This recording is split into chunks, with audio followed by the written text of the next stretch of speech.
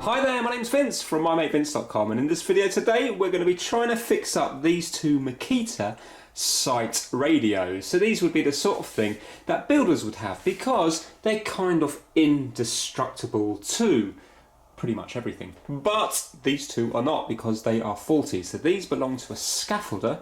He gave them to a friend of my brother.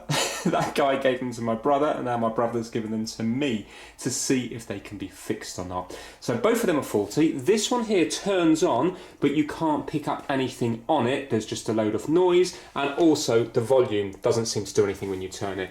This one here, which I'm more interested in, doesn't turn on whatsoever, and that is via the jack at the bottom, the DC input at the bottom, and also the batteries at the back. So I'll show them in more detail in a little bit, but if you look at the back here, they're designed to take Makita batteries, and you can see that they can take 3 different style of batteries. They take a huge different range. It's the same with this one over here as well. If you're wondering about model numbers, this one here is BMR104, and this one over here is DMR104. So let me plug them in to show you what they're doing. Just quickly show you it not working. So if we use a DC jack in the front here, it's 12 volts 1 amp. I've already got my meter set here to 12 volts 1 amp. Let's just turn that off. And I've just made a makeshift lead. If you watch when I turn that on there, so we've got 12 volts, turn it on, you can see it does come on, but listen, it will just make a huge amount of noise.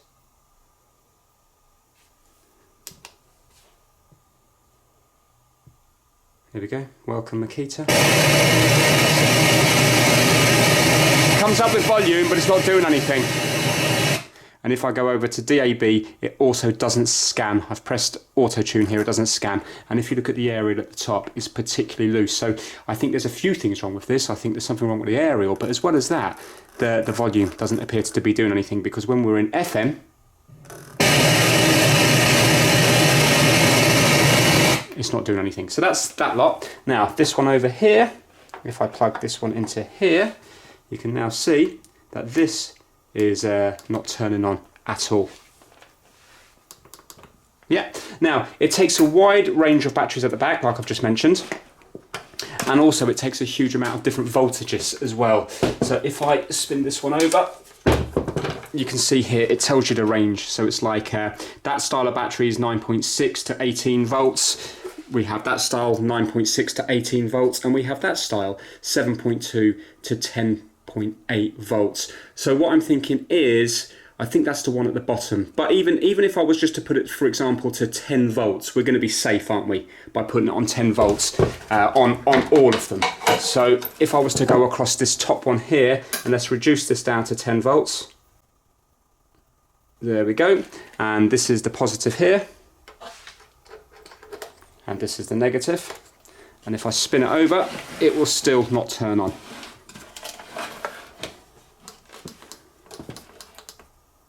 So it's still not coming to life.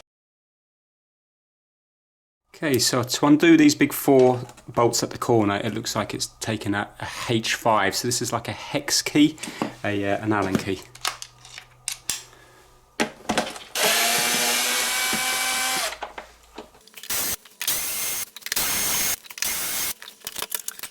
Alright, and we're going to have 2 more screws in here.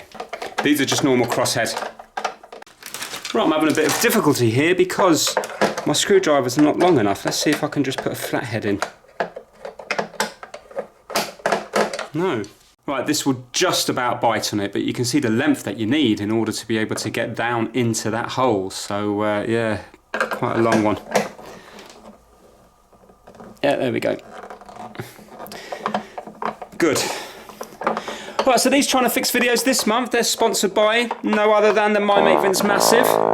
And this month that consists of Saturnine Cinema, Robert Hughes, Operational 117, KitDigital.com, Cassie Clark, Kip Hakes and Max Rokotansky. So massive thanks to everybody in the My Mate Vince Massive and all the other patrons. Doesn't matter what tier you're on. It's you guys that make these Trying to Fix videos possible.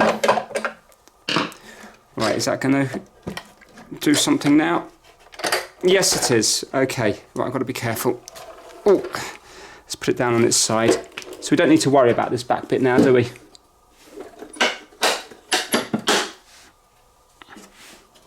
So this looks like it's just the speakers. Oh, there's some boards down here. Oh, that must be the board for the, would that be to do the power conversion? So this is the one with no power. So I'm going to have to try to undo some of the cables.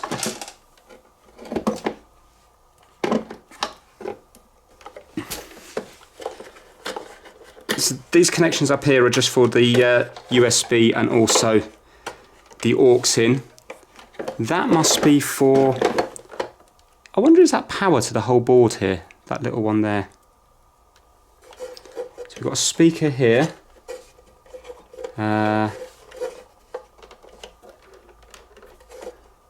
Also we got cables going from here, black and red cables. Maybe these are the power ones here. How am I going to do this now? So we're not getting power. The power must come through this middle one here, mustn't it? Because all the connections from the battery connections go into this one here. It could be a problem with that board there, because remember this one doesn't power on.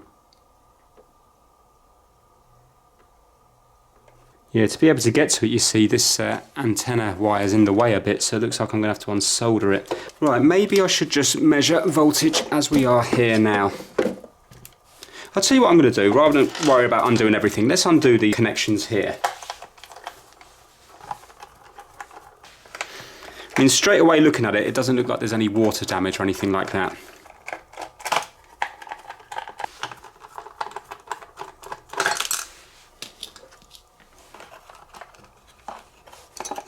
Right, that gives me a bit more room to work on. So now really I shouldn't need to undo everything, should I? Because I should be able to measure voltages here. So what I'm going to do is see if I can connect up this again. I'm not going to worry about the aux and the USB, but I wonder if this one is the power. So that goes down, it goes to here. Could be.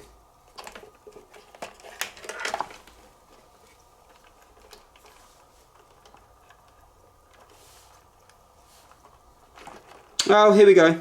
Here we go. Found it. Look. Can you see here?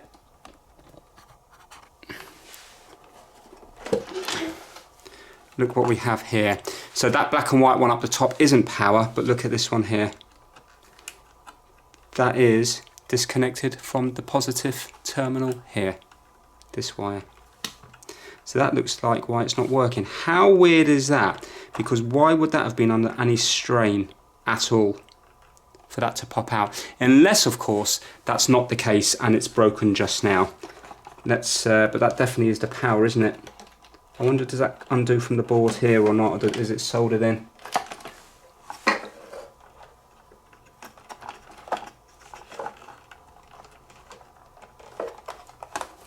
Oh, and that goes down to here. Let me zoom out a bit. Look, see this black on red wire here? That goes to here, that little board there. So, let's undo that from there a second to give us more room to work on. Yeah, strange that, because I can't see how that would have had any strain on it in order for that to happen. Well, okay, well that's the only thing I've found so far. So let's try to get that wire back in and then see if it works or not. It might be as simple as that. Annoyingly, that looks like it's soldered onto the board. So I think that originally would have been clamped in to that little there's little terminals in there. Well, I can't see how I'm going to do a lasting repair on this, and also it looks like it's attached to the board anyway. So what I think I'm going to do is I think I'm going to pull both wires out, and I think I'm going to solder it onto just straight onto the board, because this looks like it's connected anyway. I'm going to use force now because I'm going to be removing it anyway, just to see if it will come off.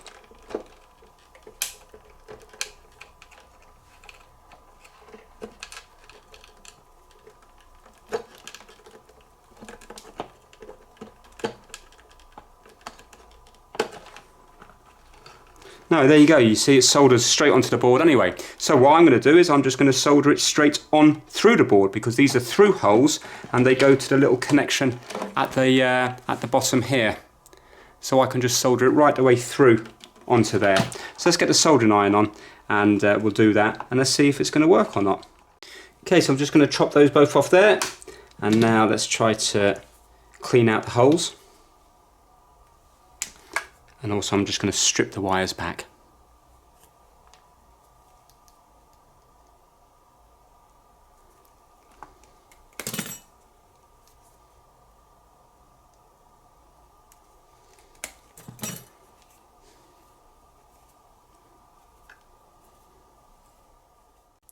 Right, so I'm just going to add a little bit of leaded solder to the contacts just to make them flow a bit easier, so I can hopefully suck all the solder off.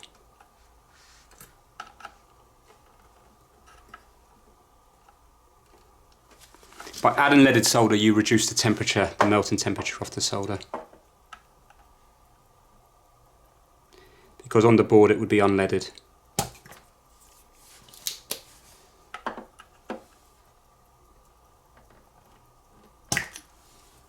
Right, one of them's almost clear, but this one isn't. So I'm just going to add more solder to it.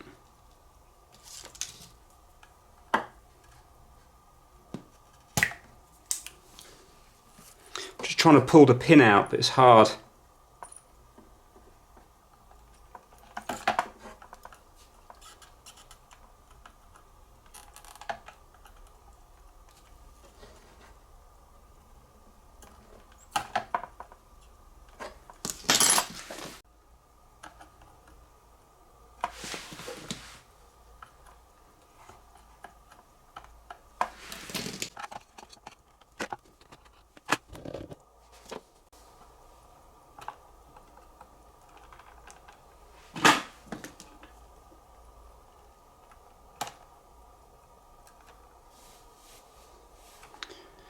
Right, that's one out. So what I'm doing is I'm just heating it underneath, and then I'm just putting the pin from the top.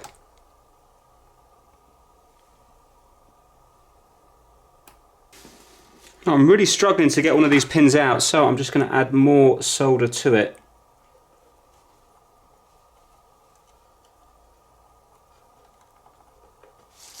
Hopefully that might do it.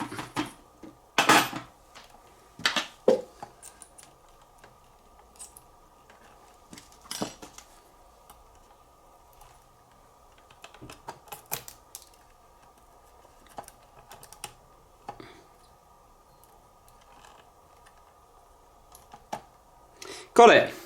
Oh, that was a bit of a battle. Right, let's now fully clean out these holes. Right, that's nice and clear now. And that's nice and clear. Right, so you can see the holes are nice and clear now. I have spotted that there is a fuse just there, so let's just make sure that that is okay. So I've got my meter set to continuity, so when the leads go together, it makes a noise.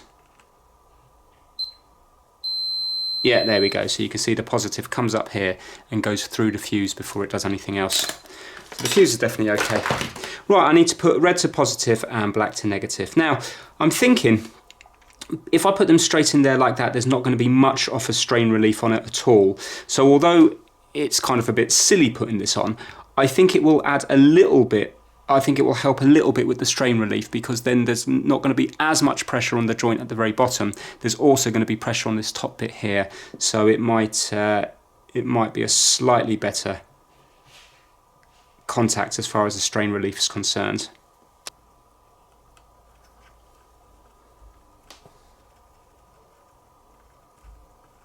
Right, let's get the other side soldered up.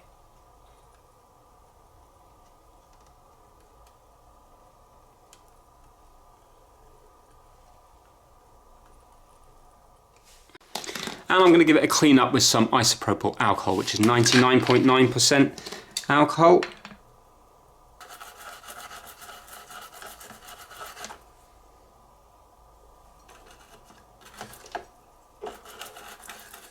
Okay, so there you go, you can see the contacts down the bottom there with a little white line in between them. I'm just going to add some hot glue to this little plastic connection just to keep it in place.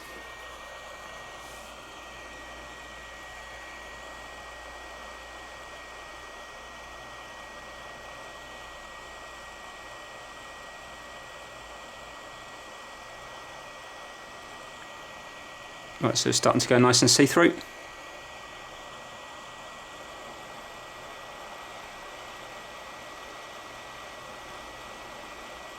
There we go. Okay, what I did is I've plugged it back in and I've just put a bit of hot glue gun here as well because these wires feel pretty loose as well. It's a little bit tight. I think it would have been better if this was a slightly longer connection and then there wouldn't be as much strain. But if you have a look, if I go between the contact at the bottom and here I have continuity, and that contact there and here I have continuity. So obviously we wouldn't have had that before. Now let's put together the top bit here.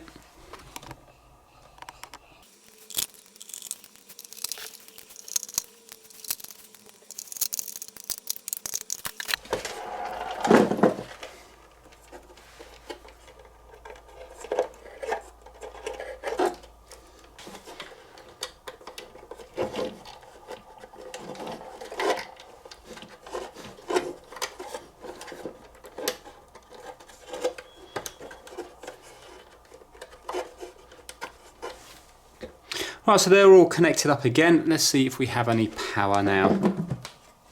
I won't put it back together fully yet. There's something rattling around inside here. Oh, these two screws, of course.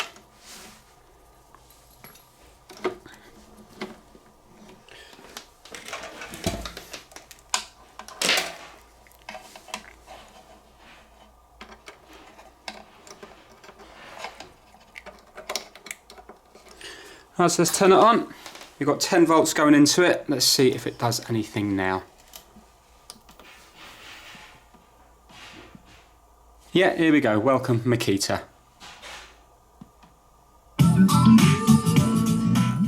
Fantastic.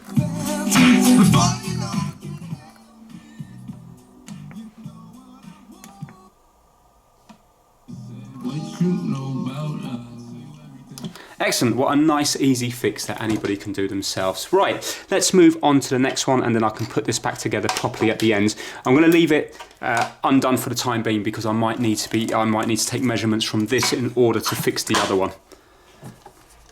So now to take this second one apart, we're going to take it apart exactly the same as the first one because apart from the model number, they look to me to be identical. Right, let's see what's wrong with this one. Ooh. Okay, right, okay. That's probably why it's not... oh, look at that, water as well. Yeah, look at all the condensation in there.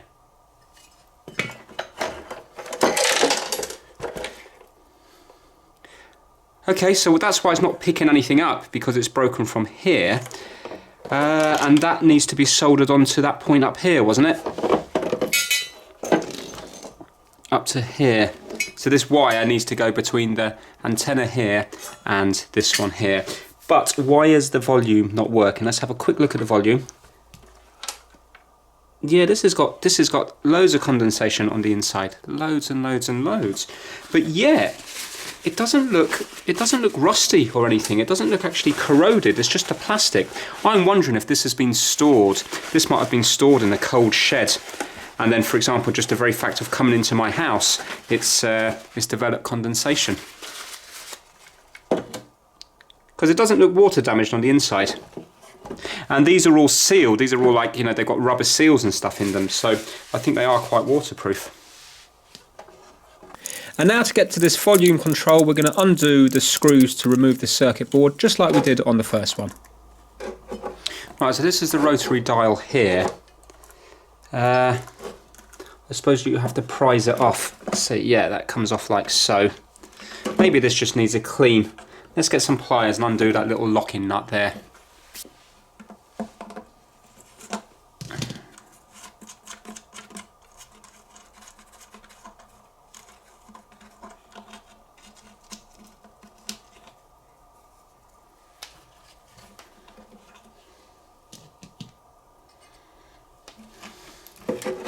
Okay, so we're out here. Yeah, there's an awful lot of dirt on it. There's loads of dirt on that. But the contacts themselves look okay, they just go into here. So I think what I'm going to do is let's flood this with IPA and give it a real good clean, and then we have to solder back on that aerial, and then we'll see if it starts picking up the channels and also whether or not the volume starts working or not. See, with this one, I think you push in to select, so it's like the volume, but I think you also push in to select, you know, the channel you want.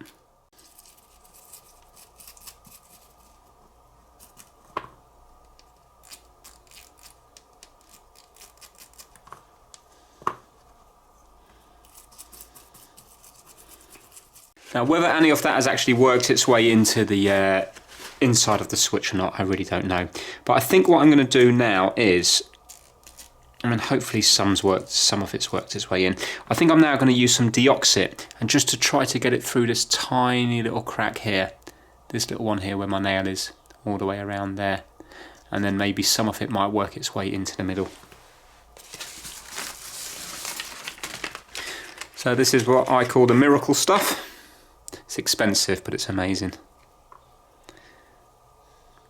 So, you know, if you have like crackly speakers and stuff, or crackly control knob for your speakers, then often this will solve it.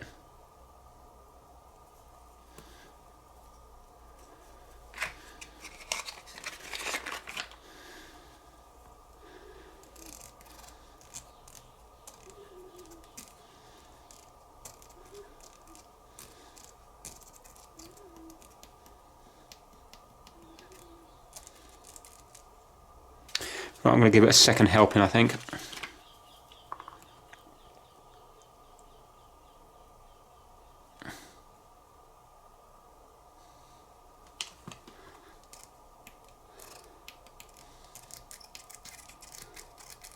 What we now need to do is, we need to, I suppose, let's roughly put it back together, and we have to start soldering up this thing here.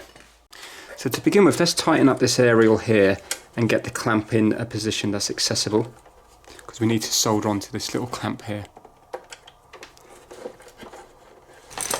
Get a little adjustable spanner for this.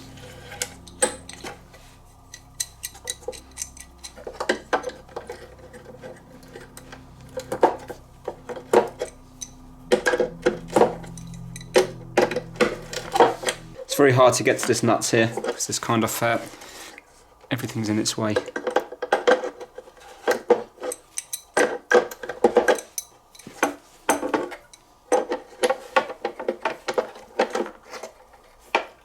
That's on incredibly tight now, so I'm happy with that.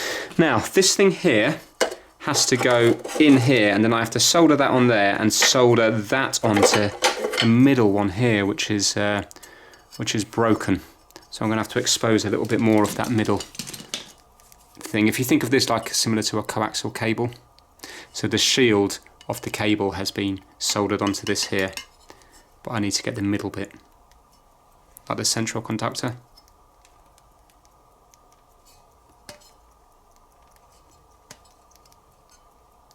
Like a TV cable, you know what I mean.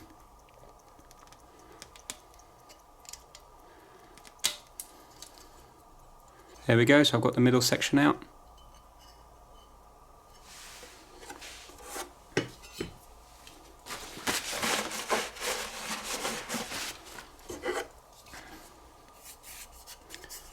Right, so it looked like they used double-sided sticky tape. I'm just going to melt some hot glue on that.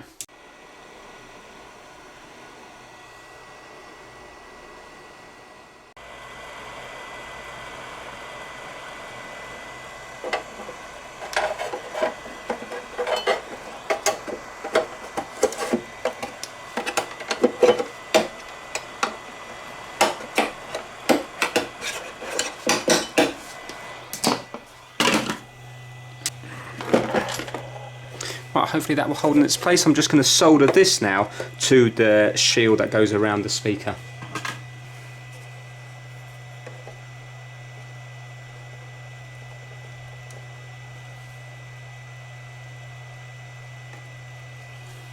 Right, that's soldered in place now, so I now have to worry about this little wire up here.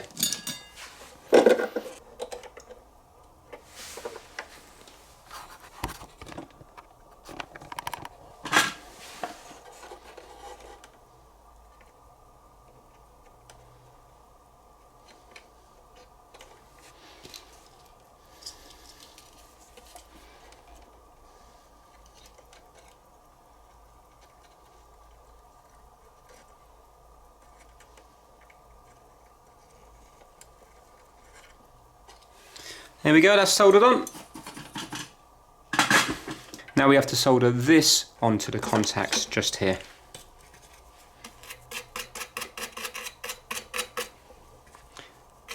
Now I've got two contacts, so I presume one's for the shield and one's for the central conductor again. But I'm going to double check that on my on the working one. Yeah, that's right. So there's two contacts here. The one on the right side, this side here, is actually the ground, and the one on the left is going to be for the central conductor. And you can verify this by using a ground off the board like this. You can see that that's short into there, but yet it's not short in on that side there. So the shield of the wire, you know, the braid on the outside, that's going to be the ground, isn't it? Right, so I need to solder that on. So it's going to be soldered on like that.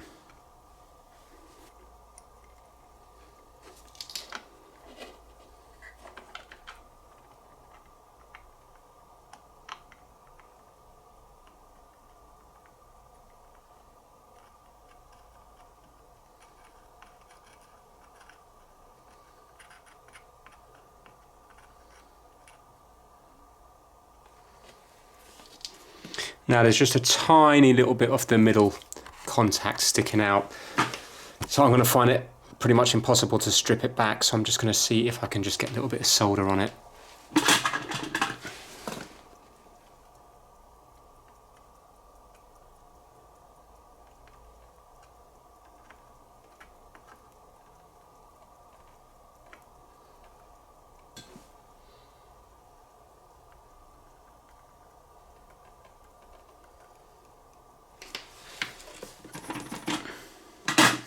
Right, I've got that soldered on now, so if you have a look you can see that I've got a nice big ball in the middle there, and also I've got the shield connected there. So let's put some power into this and see if it's going to do anything. Right, so there's no service. Let's see if I can do auto tune. See if it's going to pick anything up. Oh, good news! Look, the volume's working.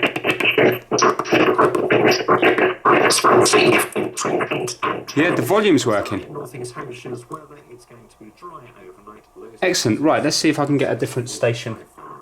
Right, how do I actually select between them? Oh,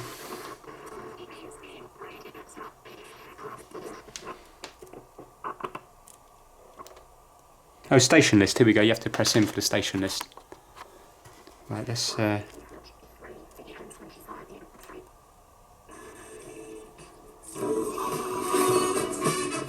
There we go!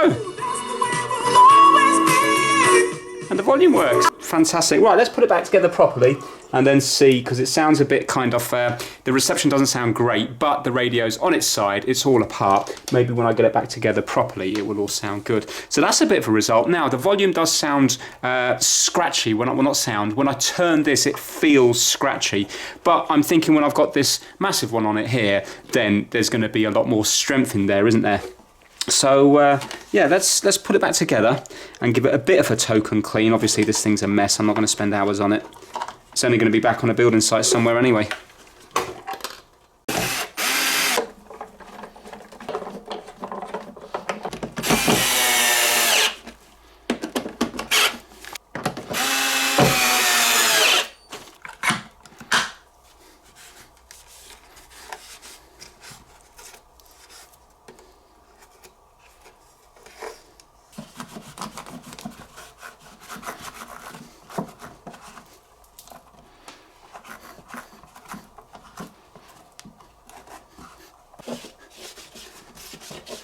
Remember, this was the one with the condensation on the inside. Well, look, there's only one bar on it here. The other bar's been ripped off. But what that allows is access to the inside of it. You can see there. So what I'm going to do is hot glue again. I'm going to hot glue these holes here. And the screws that were on the inside, I'm just going to put through on the outside there, just to seal them up. Because I think that's probably where the water's getting in.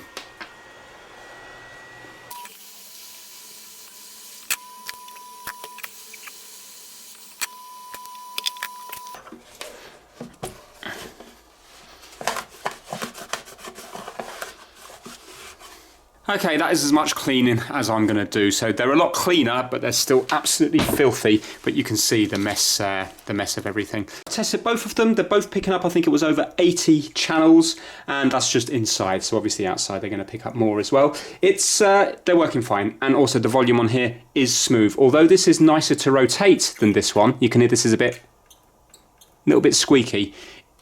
It does do what it needs to do. So just very quickly, because I'll get a copyright strike if I play music, but if you just have a listen here. And it remembers them as well. When you take the power out, it remembers the stations from before. So listen. Right, let's plug the this one into here and turn it on. I had this set to Bloomberg last as well. There you go, straight to Bloomberg. Or privileged any channel. And if I go to band, there, so that's FM, and just to show the volume working. On your territory. So with no particular stress. Okay. And just to show you it working with the battery in the back, if you look here you can see it's working at the moment, and it's quite clever how it works, because it would just take a drill battery, or that style there, or the other style underneath this one here. And let me just show you it working on the other one.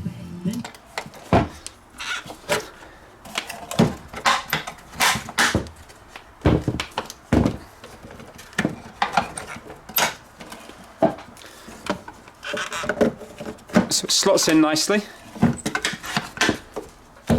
and turn it on. The Cabinet Office Minister Michael Gove's and there we have it. Meeting with the devolved administration. So I think quite a nice little fix, and I looked up the price of them, and if you were to buy them now, I don't know about second hand, but brand new, they're £120 in places like tool stations, so they're well worth spending a bit of time out of your day to try and fix them if they're broken. And hopefully, as you can see on these two, that they will be fixable. So that is it for this video. If you enjoyed it, please give it a big thumbs up.